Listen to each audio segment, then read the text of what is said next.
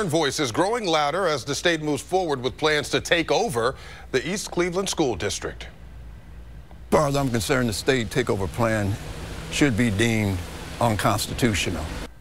The state superintendent announcing his 3 picks for the 5-person panel now in charge, and not one lives or works in the city. Tara Molina in East Cleveland today, looking into the recent moves today and hearing concerns about all of them. Some in East Cleveland are questioning whether this is even constitutional. But in the midst of parents and residents voicing their concerns, the mayor of East Cleveland appointed the 4th member of the 5-member committee, his assistant.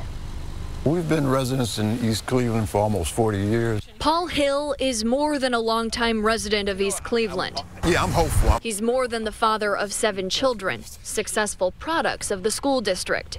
And raising grandchildren. He's a social worker, activist, civic leader, and author with more than 30 years experience in Cleveland youth and family services, teaching, and work with the U.S. Justice and Education Departments.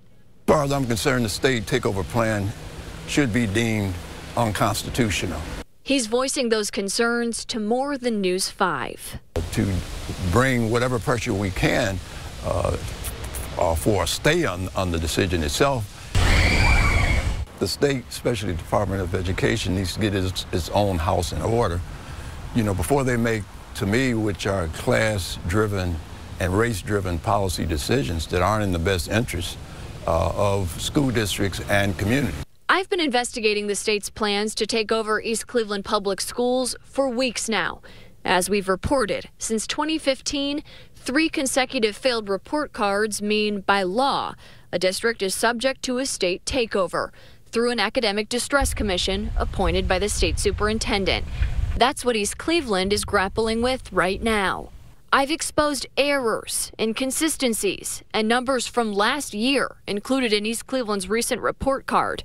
And with both districts under state control also failing recent report cards, I found the state is currently studying whether these takeovers are even working while continuing to take over schools. But here we stand today.